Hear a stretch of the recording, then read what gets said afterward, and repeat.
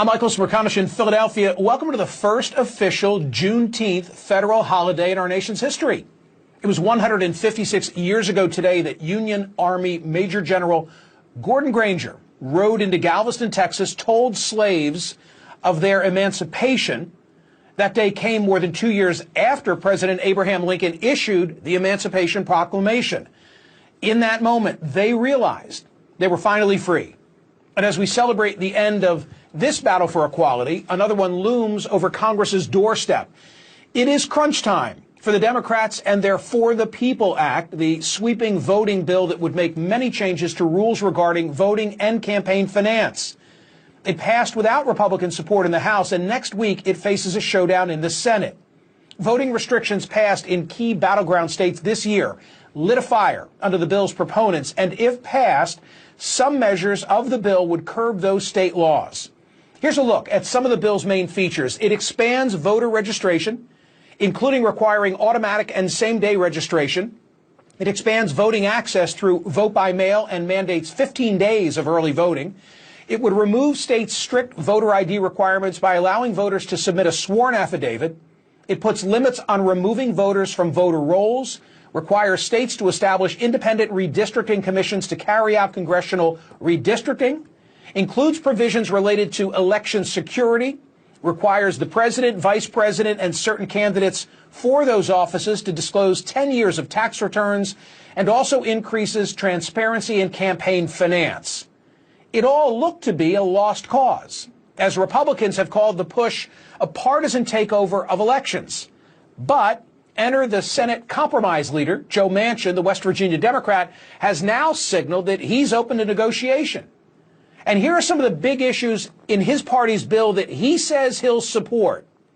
Declaring Election Day a public holiday, mandating at least 15 consecutive days of early voting for federal elections, banning partisan gerrymandering, making voter registration automatic for anybody with a driver's license with an option to opt out. But in return for that support, here's what Manchin is asking for: requiring identification to vote, including a utility bill as an alternative, and rejecting a Democratic push for no-excuse absentee voting, which made possible the widespread mail-in voting that was a feature of the 2020 presidential election during last year's coronavirus pandemic. There's no guarantee that Democrats will go along with his compromise. Even if they do, the plan requires some Republican buy-in. Manchin's counter is, however, gaining traction on the left, with voting rights advocate Stacey Abrams, among others. She's even signaling possible openness to his call for a voter ID requirement. Abrams' voice matters, of course, but she's not in the Congress. Manchin's efforts at compromise alone won't be enough. That's because Minority Leader Mitch McConnell once again seems to be more intent on acting like a blockade. On Thursday, he put it bluntly. He said states, not the federal government, should decide how to run their elections. And even if Manchin can get his entire party on board with his proposal, that only gets Democrats to 50 votes, 10 shy, where this is not a matter of reconciliation. So what's it really all about? To put up a good showing and still lose so that the public sees the GOP obstruction on yet another major issue like the January 6th Commission? Or is it deeper? That this time it'll be Joe Manchin's initiative that fails, so he'll experience the result firsthand, perhaps softening him on the filibuster. After all, this week audio was leaked to The Intercept wherein Manchin said he's open to the idea of reducing the number of votes necessary to end a filibuster. I looked back in I think it was 73 when it went from 67 votes to 60 votes. And also what was happening, what made them think that it needed to change. So I'm open to looking at it. I'm just not open to getting rid of the filibuster. That's all. And right now, 60 is where I'm planting my flag. But as long as they know that I'm going to protect this filibuster, we're looking at good solutions. I want to know what you think. Go to my website at smerconish.com this hour. Answer this week's survey question. If the For the People Act fails in the Senate, will Joe Manchin vote to end or reduce the threshold for the filibuster? Here now to discuss what's at stake for U.S. elections is Stephen Spalding, Senior Counsel and Public Policy Head of Government Affairs at Common Cause. He also recently served as the senior elections counsel to the Committee on House Administration. Stephen, what do you make of my theory that we are watching an exercise intended to soften Joe Manchin on the filibuster? Well, let's consider what's at stake. Voters showed up in record numbers in 2020. In the midst of a pandemic, we had the highest voter turnout in a century. And what's the reaction of so many Republican state legislators? They want to make it harder to vote. They are introducing, at this point, more than 380 pieces of legislation at the state level, especially targeting black and brown voters and voters of color to make it harder to vote after that record turnout. Congress has a responsibility to uphold its constitutional authority to set the rules and regulations around how we vote. We need uniform, national, fair standards so that our elections work for us. And not just that, but another key pillar of the bill, as important as the voting pillar is, the first 300 pages, all of those solutions you talked about were authored by our late American hero, John Lewis. The other key pillar is breaking the grip of big money in the political process, where big donors are really setting the agenda in Washington, ending gerrymandering. So this is a sweeping proposal. Every time it's been declared dead, it has advanced. It's passed the House twice. It's been marked. But Stephen, and now ready for a Senate floor debate. Yes, Michael. I understand everything that you've said, but to my point, the votes just aren't there. Mitch McConnell said nobody is going to break ranks. And so I see something bigger going on here. I see Democrats saying, hey, let Manchin run with the ball, get beat up, and then let's see what he says about the filibuster. We're at the very start of the process in the Senate. There will be a key vote this week to advance the bill, and the vote will be on, should we debate this legislation? That's called the motion to proceed. It's a filibusterable motion. We know Mitch McConnell has said he wants to spend 100% of his time blocking legislation. We know that he has routinely called himself the champion of gridlock, and so he's going to try to stop that debate. But the American people are watching. This bill, the For the People Act, is broadly bipartisan. It enjoys support well north of 80% of the American public, 79% of voters in Senator Manchin's home state of West Virginia. So this debate needs to happen. The filibuster, this rule that apparently allows a minority to block the majority from even having a debate on the bill, that theory that the majority can't even debate was rejected by the founders. They said a supermajority requirement in the Constitution is necessary to override a veto. You are not ruling out my thesis. Duly noted. Quick final point. Mitch McConnell says, hey, we don't want to federalize elections. I imagine that will rally his base and they will feel likewise. Take my final 30 seconds and respond to that. This is about setting fair national standards and breaking the grip of big money in politics. It is not about a federal takeover of elections. What it's about is setting fair national standards so that no matter what you look like, no matter your zip code, no matter where you live, you have fair and free access to the ballot. The key in a democracy to make your voice heard so that you can have a say in the direction of your life, your family's life, your community's life, and the future of our country. And I hope that debate happens this week on the floor. And we were going to continue this fight until it happens and gets across the finish line. No major piece of legislation is easy, and this one we're gonna get it through. I have that confidence. Stephen Spalding, thank you for your expertise. Appreciate it. Thanks, Michael. What are your thoughts? Tweet me at Smerconish. Go to my Facebook page. I'll read some responses throughout the course of the program. What do we have, Catherine, from the world of Twitter? For the People Act should be renamed For the Democratic Party Act. Well, Kyle, that's the way in which it's been cast. But is it necessarily an advantage for one party or the other if you increase ballot access? This gets to the age-old question of, is it a measure of ballot suppression or ballot security? All those initiatives that the Republicans have put forth. Call me naive. What I want to do is make it easier for people to vote and maintain the integrity of the ballot. And I do believe we can do both. I love this week's survey question. A little bit nerdish, but you're up for it. Go to my website at smerconish.com and answer the question. If the For the People Act fails in the Senate, right, especially now that Joe Manchin is the guy who's put forth a compromise, does it cause him to vote to end or reduce the threshold for the filibuster? That's what I think is really going on here.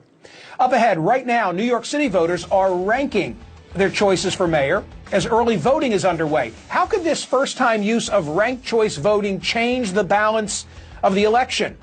And nearly 50 Portland police officers have called it quits, resigning from a special team that responds to protests. This follows the indictment of their colleague who's accused of beating a protester last summer. How the city responds will speak volumes as tensions continue to grow over police reform. Plus, calling all genealogy enthusiasts, a fascinating new study claims that 1940 federal census data could hold the key to how the people around us shape our worldview. I'll speak to the author of the study, who's here to explain how having a black neighbor might impact your political view. Already underway in New York City for Tuesday's primary election for mayor.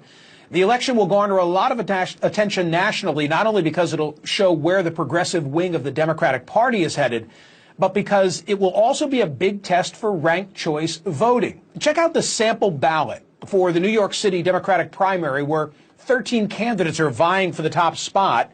New York voters can make up to 5 choices and rank them. A candidate needs a majority of the vote to win outright in the first round. That won't happen. If no candidate receives more than 50% of the first choice votes, which is unlikely since 13 are running, then tabulation will continue to be conducted in subsequent rounds. The candidate with the fewest votes after the initial count is eliminated, and all ballots for that candidate will be reallocated to the next highest ranked candidates selected. And the process will continue until 2 candidates are left, with the winner determined by who has the most votes in the final round. Ranked choice isn't exactly unheard of, and it's becoming more and more common. According to Fair Vote, 21 jurisdictions used it in the most recent elections, and 52 jurisdictions will do so in upcoming elections. That means jurisdictions within 29 states will employ ranked choice voting in some form, if only at the local level or in military and overseas voting. Maine has gone a step further, using it statewide in federal elections since 2018. Alaska will follow suit next year. But its new role in New York City's big election, a bit of a curveball. With no one yet blazing a clear path to victory, could it change the New York City mayoral race in an unpredictable way? Joining me now to discuss is Democratic campaign strategist Doug Schoen. His political client list includes former New York City Mayor Mike Bloomberg. Doug, why is this form of voting, ranked choice voting, in vogue or having a moment of sorts now? Couple of reasons, Michael. First, there's a sense that by redistributing the ballots, as you suggested, we'll get a fairer or more representative outcome than we would get with what's called first past the post. And given a system that encourages second, third, and fourth and fifth choices, the theory is that it will somehow reduce negative campaigning. Do I want to be the selection of a handful of people as their number one choice, or a more widespread group who see me as a second or third alternative? I think you probably want to be both, Michael. It's possible you can win by being second or hypothetically third on first choice, but if you have a lot of support, second, third, and fourth choice from other candidates, you have a real choice when those ballots are redistributed as you described to actually emerge. I mean, it sounds complicated, and yet you're really asking me to rank my favorite flavor of ice cream. How cumbersome will it be to determine a winner?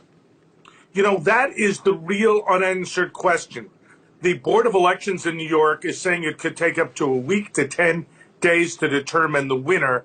And some of the simulations that have been ranked and offered show that they'll go 10, 11 rounds with the final outcome very, very close. So we're in uncharted waters, uncharted territory. We just don't know. The nationally recognized name on that list is Andrew Yang. He, of course, ran for president. Initially seemed to doing better in the surveys in New York City. And now, if you believe the numbers, his star has faded. What's going on with Yang? Well, Yang ran on an initial bout of boost of enthusiasm, name recognition, and attention from the presidential race. He's run on optimism And as other candidates, more local candidates with experience have emerged, his star has fallen. But just today, he'll be campaigning with another candidate, New York Times endorsed sanitation commissioner under Bill de Blasio, Catherine Garcia. So we're seeing something we've never seen before. Two candidates 2 days before the vote campaigning together because of ranked choice. Right, and I'm so glad you raised that because I just took note of that headline this morning in the Times. So why would two candidates, this is going to sound so foreign to our audience, unfamiliar with ranked choice voting, why would two candidates join forces in the final couple of days of the campaign? Well, two reasons. Yang is in contention but fading, as you say. Garcia is moving up. Yang is looking to get second choice votes from Garcia, and Garcia, who was running anywhere from second or third in some polls, occasionally first, believes that she won't have enough votes in ranked choice voting on round one and will need the second and third choice votes of Andrew Yang. So they both see their self-interest enhanced by campaigning together, something that's never happened in New York City. And I've been at it, Andrew, over 50 years. Final question. If I live far from New York City, why should I care about the means by which they're electing their next mayor? Because I think we all have seen that there are problems and troubles with our first past the post system in a two-party system. The advocates of ranked choice voting are saying that this is a way to fix our democracy, reduce negative campaigning, take some of the big money out of politics, and encourage a more representative system. We'll see in New York City, Michael, whether that in fact happens. Only in a New York City mayoral race would you have the media traipsing through one of the candidates' apartments and literally looking through the refrigerator. And that happened within the last week. Yeah, they were deciding whether the front runner, Eric Adams, really lives in the Bedford-Stuyvesant condo he said he did. And they were looking at his refrigerator, and not to make a bad pun, we're looking to rank order what was in his refrigerator to see if it was food a vegan like him would be eating or food that his 22 or 23-year-old son would be eating, which would be profoundly more greasy and profoundly less vegan. So you got everything in New York. You always have it. And even with ranked choice, we have it. What cuisine is in the refrigerator, and what does that say about who lives in the apartment? Doug, thank you. That was great. Really appreciate it. Michael, always my pleasure. Up ahead, a police officer in Portland, Oregon, charged with assault for hitting a protester with a baton last summer. In response, around 50 fellow officers have resigned from the department's rapid response team. So how will this resolve? And based on new details from the 1940 census, a study was done to determine if the political affiliation of white Americans still alive today might have been influenced by growing up next door to a neighbor of color. The results are fascinating. Plus, I want to remind you, go to the website at smerconish.com and answer this week's survey question. If the For the People Act fails in the Senate, will Joe Manchin vote to end or reduce the threshold for the filibuster?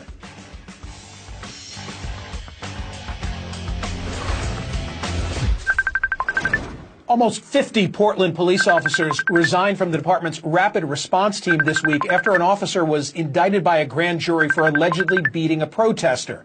The officers still remain on the force. The rapid response team was formed and specially trained to respond to the protests last summer, protests that lasted for months.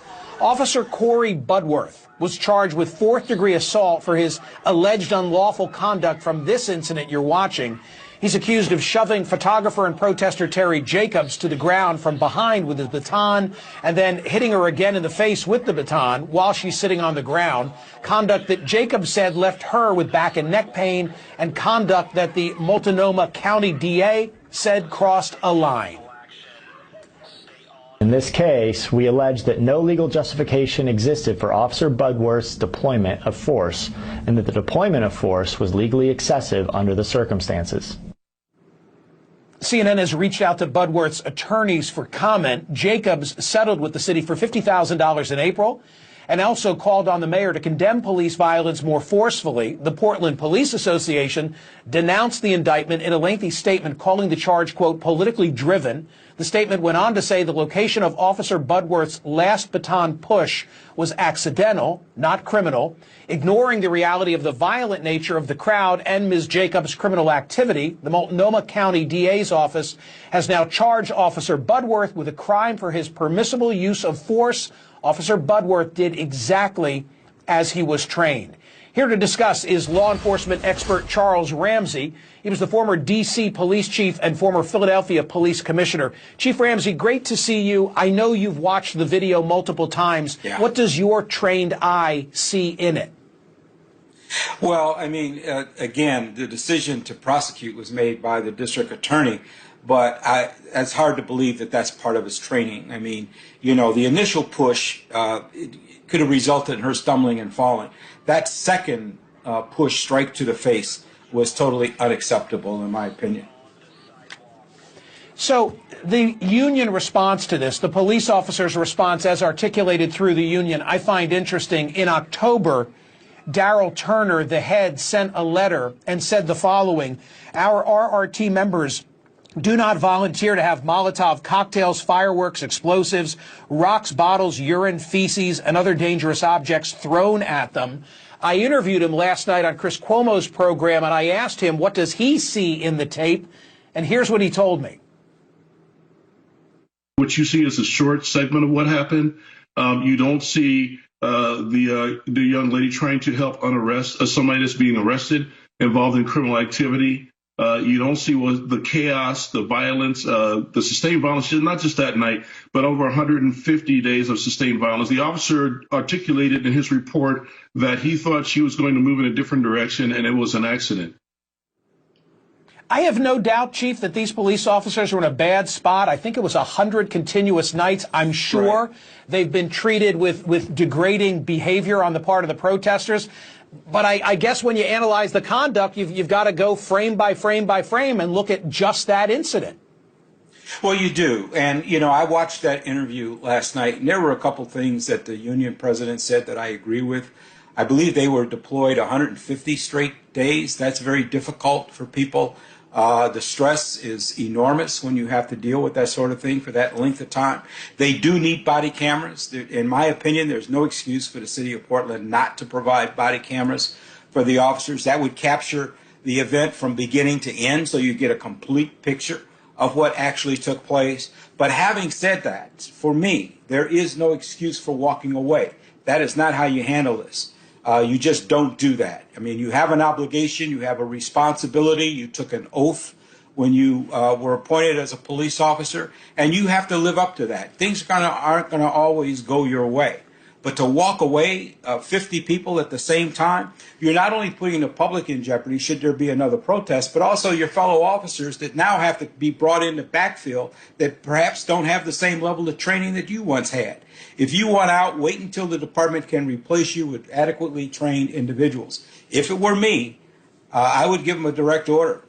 As far as I'm concerned, they're still part of that unit. They don't show up, that's neglected duty. And if they want to walk away, they walk away from the entire job, not just that assignment. Right. In other words, there was a way to handle this within the system, and I brought that up with him last night, as opposed to just this resignation en masse. Exactly. Exactly. I Chief mean, it Ramsey, just doesn't make it easy. Yeah, I'm sorry. No worries. Good to see you. I appreciate it very much. Okay, take care. Checking in on your tweets and Facebook comments. This comes from the world of Twitter, I think. Why anyone would want to be a police officer in Portland is beyond me. By electing far-left leaders, the people of Portland are saying they don't want police protection. Dodge fourth rast, okay? Look, I'm sympathetic to the cops. If it's 100 nights, 150 continuous nights, I have no doubt that what the union leader said in that letter in terms of the behavior to which those police officers have been subject, I'll bet that it did take place. I see enough of the footage from 3,000 miles away. Having said all of that, you still can't excuse the conduct that we just showed on film, frankly, no matter what came before or after it. So I agree with Chief Ramsey. Please make sure this hour you are going to my website at smerconish.com and answering this week's survey question. If the For the People Act fails in the Senate, Will this finally cause Joe Manchin to vote to end or reduce the threshold for the filibuster? Still to come, according to a new study of where people were living in the 1940 census, there's a correlation between the political affiliation of white Americans who are still alive today and whether they grew up living next door to someone who was black. I'm about to dig into the data. You'll find it amazing. And last June, comedian D.L. Hughley collapsed on stage in Nashville, had to be carried off. Turned out he had COVID, and when he came to, he decided to write a book about how black Americans are somehow being blamed for their higher vulnerability to the disease. He's here to tell us more. The age-old question, do those around you affect your worldview, including your politics? It's been hard to analyze because of small samples covering short time periods. But now a provocative new study published in Science Advances magazine based on 80-year-old census data may contain the answer. Researchers attempted to connect people alive today from long ago using big data to look at their current political affiliation. The conclusion, if a white male who was recorded in the 1940 census as having lived next door to someone who was black, there's an increased chance that they are registered as a Democrat today. Here to explain is Dr. Ryan Enos, one of the study's authors from Harvard's Institute of Quantitative Social Science and the Department of Government. So, Dr. Enos, walk us through this. You took the 1940 census data, had it digitized and searched, and then found out who was still alive today. Then what? Yeah, we found out who was alive today, and we connected them to their voter files. So we looked at how people were registered to vote. And we saw that among these people that are registered to vote today, where they lived in 1940, whether or not they had a black neighbor predicted whether or not they're Democrats today. What if I lived in the neighborhood with black families, but not, I as a white guy, but not directly next door? Yeah, that's a really key question. So what we were able to do was connect people who lived in the same neighborhood. So we took two individuals, one who had a black neighbor and one who didn't, and you said something very key here. These are all white men. And we looked and compared those two white men when they were white boys and found out the one that lived in the same neighborhood that had a black neighbor compared to the one that didn't is more likely to be a Democrat today. How big of a bump did you see based on the factors you've described? So it's about 3 percentage points. And I know somebody's going to say that doesn't sound big, but you have to realize this is over millions of people. So if you take 3 percentage points of millions of people and ask if we would have had a more integrated society then or a more integrated society now, we'd be looking at a different place in many ways. It's going to affect people for the long term and affect societies for the long term. So how do you know that if I'm the white guy subject from the 1940 census, how do you know that I wasn't progressive in my politics then? And frankly, I wanted to live in a multiracial neighborhood and including next to a black family. How can you control for that? Yeah, so that's a great question, Michael, and that's one of the key things we have to look at. And a lot of it comes down to that comparing people in the same neighborhood, which controls for a lot of things. But the census data is really rich, and we can control for a host of things. We can try to look at who their parents were. We can try to look at things about where they lived, who their neighbors were. And we can never be 100% sure because this isn't an experiment in a laboratory. But as best as we can tell, we're pretty confident that it really is the influence of that neighbor that is changing people's politics. Do you think, Dr. Enos, this would have applicability to other demographic factors, religion, sexuality, fill in the blank? Yeah, sure. I mean, it's a really old question about when we live near people that are different than us. We have contact with people different than us. Does it affect who we are? Does it affect our worldview? And I think the answer is definitely yes. Like, I mean, look, our society now has a long way to go in integration when it comes to things like immigrants, religious minorities, sexual minorities. And how we decide those questions of integration now, I think our study shows, could have long-term consequences for our society in the future. Seems to me that it would be, and this is already so laborious, you know, what you've already done, but it would really be important if now you could speak to the people rather than just identify them. Oh, you were alive in 40 and today you're a Democrat or you were living next to somebody who's black, and then speak to them and find out what was going on in their life. Yeah, you're 100% right, Michael. And you'd make a good social scientist because this was our instinct too, and we've started to do that. And you can really learn a lot from it. And we want to do a lot more of it in the future. And if you ask people that were alive now about their childhood in the 1940s, they'll have a lot to say. And you can learn a lot about what that contact was like and how it shaped their worldview. And people that were alive then, just like all of us, we talk about our childhood, and we know that in many ways that shaped who we are. And we're trying to do more of that. It's a really fascinating process. Yeah, I loved reading the study. Dr. Enos, thank you so much. Thanks for having me. Pleasure to be here. Let's check in on your tweets and Facebook comments. What do we have? Most older people grew up in ethnic neighborhoods. Ethnicity influenced politics more than friendships. Immovable feast. But what if you had, one person of one stripe living next to another person of another stripe? I think commonsensically it makes sense. You get to understand them. You have less prejudice. And I think that's what the data bears out in Dr. Enos's case. I hope you're answering the survey question at smerconish.com. I'll be bummed if there's not a lot of voting on this. If the For the People Act fails in the Senate, will Joe Manchin vote to end or reduce the threshold for the filibuster? I laid out my theory. I think that's what it's all about. I did that earlier in the broadcast. Still to come, comedian D.L. Hughley is here. Last year, he caught COVID, and his experience of the healthcare system inspired him to write a book that's funny and bracing. It's a book called How to Survive America. He'll explain next. 2020 was an eye-opening year. Police brutality, unemployment, health concerns, threats to voting rights, all problems amplified by the pandemic. But as D.L. Hughley writes in his new book, for the black community, 2020 was just another year of the same old struggles. So what do people do when faced with a challenge? They usually read a how-to book. D.L. Hughley thought he'd write one of his own. It's titled How to Survive America. It's a satirical but somber reminder for all of the racism black and brown people have faced in this country and how it persists today. The one and only D.L. Hughley joins me now. He's also the author of How Not to Get Shot and Other Advice from White People. D.L., I hope it was all right. I mean, I'm laughing all the way through, even though I'm exploring with you the most serious of subject matter, things like black-on-black crime. Yeah, it's interesting.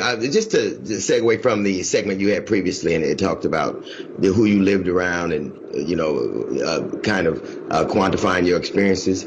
I think that when I grew up in Los Angeles, I didn't know white people lived here.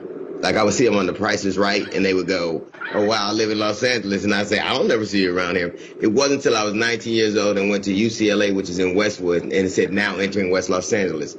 But when you look at the fact that most of us, a lot of white people have choices as to where they live. But in Los Angeles, for example, there were only 3 places you could live if you were black. One was one was Compton, the other was Inglewood, and one was Carson. Those were the places you could live. I mean, so our experience are very much shaped by who we are around. But who we are around is predicated on even our color. There are places that you would just discourage from living. We had even where I do the TV show, it's called Burbank. It was a sundown town where black people had to be out by sundown. So you take all these experiences over and over again. They just boil down to one thing, and it's that if you are black, you are other, and you are treated accordingly. And those experiences, just kind of extrapolate all over the place. Like in healthcare, when I got sick with COVID, I passed out in Nashville. They started to take me to one hospital, found out I was somebody of note, and took me to another one. Had that not happened, I don't know what happened. When I got kicked out of the hotel, I had to get out. Airlines wouldn't fly me. I had to take a private jet that wouldn't fly me. Some friends of mine had to get together and say, if you don't fly him, we'll never use you again. If that doesn't happen, where am I? So it's just all the things that happen to us are happening to us because somewhere a long time ago, people decided that we were inferior, and it's followed us in every aspect of our life to a greater or lesser degree. Regardless of your political ideology, every black, even as conservative as Tim Scott is, he'll tell you he got stopped 7 times by the police in his first year as a senator. Why?